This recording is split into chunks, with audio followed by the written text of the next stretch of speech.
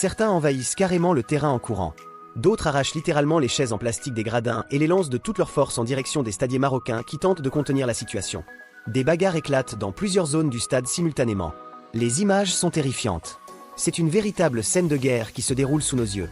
Le match est immédiatement interrompu. Pas pour 5 minutes. Pas pour 10 minutes. Pour plus de 20 minutes interminables. 20 minutes de chaos total pendant lesquelles le stade Moulay Abdellah se transforme littéralement en zone de combat. Les forces de l'ordre débarquent en nombre pour tenter de séparer les belligérants. Les joueurs, complètement impuissants, assistent médusés à ce déferlement de violence qui dépasse totalement le cadre sportif. Des stadiers, pris directement pour cible par les projectiles, sont touchés et blessés. Certains doivent être évacués d'urgence sur des civières, le visage en sang après avoir reçu des coups de chaise métallique. L'UEFA, la FIFA, toutes les instances du football mondial ont connu des incidents graves au fil de leur histoire. Mais là, on atteint un niveau de violence et de chaos rarement vu dans une finale continentale.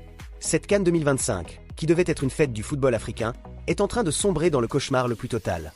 Après une éternité qui semble ne jamais devoir finir, le calme revient progressivement, tant bien que mal. Les tribunes sont maintenant à moitié vidées. Des centaines de chaises jonchent le sol, tordues, cassées. L'atmosphère est devenue lourde, pesante, presque irrespirable. Et au milieu de tout ce chaos, de toute cette violence, il y a un pénalty à tirer.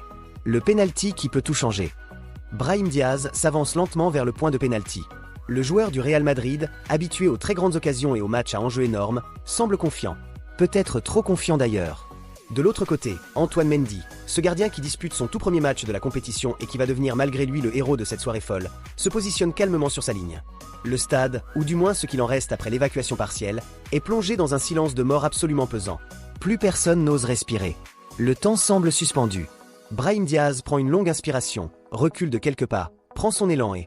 L'inimaginable, l'impensable, l'incompréhensible se produit. Il tente une panenka. Oui, vous avez parfaitement bien entendu. Dans un contexte aussi dramatiquement tendu, après 20 longues minutes d'interruption chaotique, avec des blessés graves évacués sur civière, avec un stade transformé en champ de bataille, il décide de tenter une panenka. Pour ceux qui ne connaissent pas ce geste technique, la panenka, c'est ce tir délicat, presque arrogant, où le tireur pique astucieusement le ballon en plein centre du but, pariant sur le fait que le gardien va nécessairement plonger d'un côté ou de l'autre. C'est le geste ultime d'arrogance, de confiance absolue en soi. Zinedine Zidane l'a magnifiquement réussi en finale de Coupe du Monde 2006 contre l'Italie. Antonin Panenka lui-même l'avait inventé en 1976.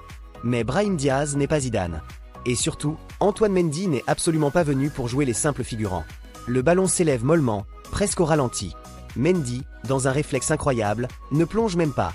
Il reste simplement debout et attrape tranquillement, presque nonchalamment, le ballon à hauteur de poitrine. Le stade est paralysé sous le choc. Les joueurs marocains n'en reviennent absolument pas.